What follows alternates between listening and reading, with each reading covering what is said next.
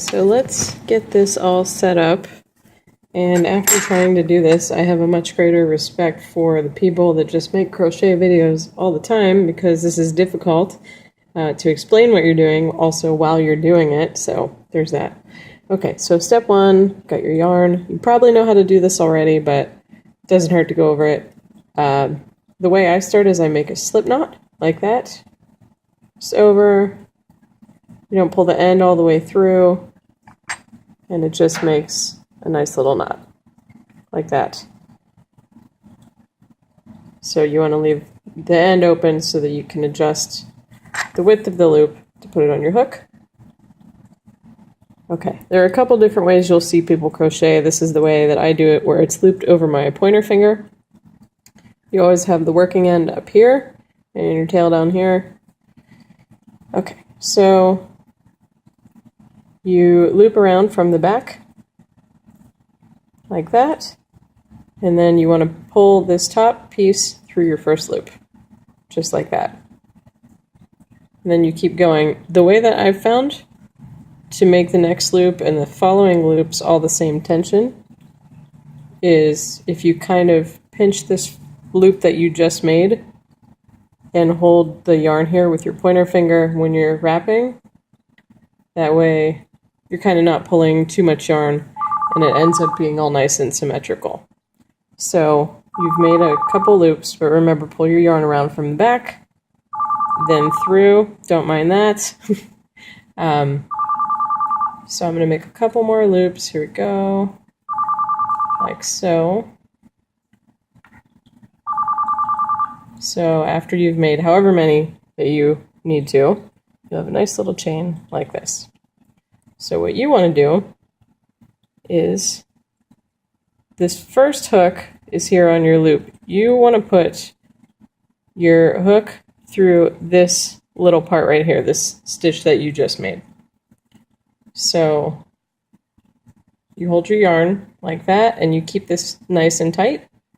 You pull your hook back, and then you just put it through your loop. So now you've got it like that.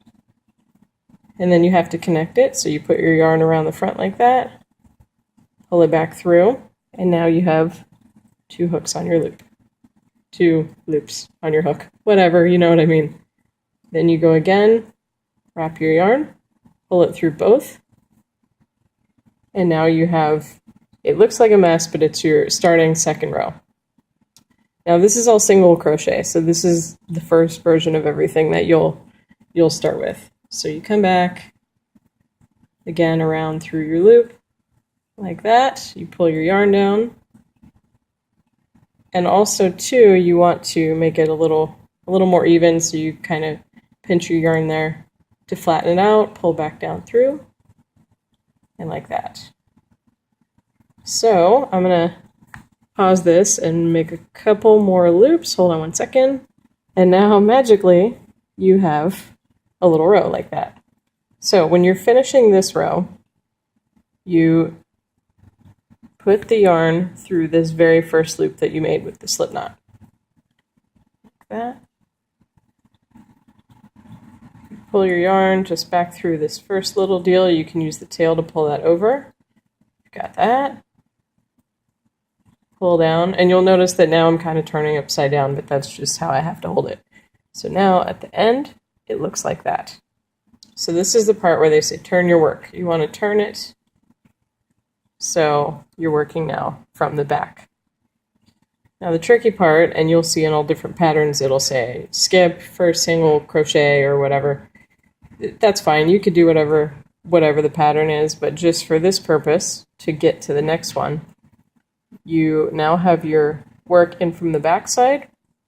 You want to put your hook right there. So this is kind of how it looks, like a little braid, right? So you want your crochet hook to go under that loop that looks like a V. So you put it in through the back like that. Now you have your yarn in the front. You'll notice it's wrapped from the front, which is a little bit different than how you did it on the other side. Pull through, straighten that out a little. Got your two loops. and then you pull through. So now you've got that. And then you just continue on until you get to the end of this row, push through, yarn over, pull through, have 2 loops, pull through. And then magically you have finished your row like that. So at the end, you put your hook through your top loop there. So you've got these 2. Pull through like that so it's nice and even. Yarn over, pull through. Try not to make a giant mess of it like I just did right there. And then you turn your work again, which is now originally what you started as the front side, but that's okay because now you've made your second row.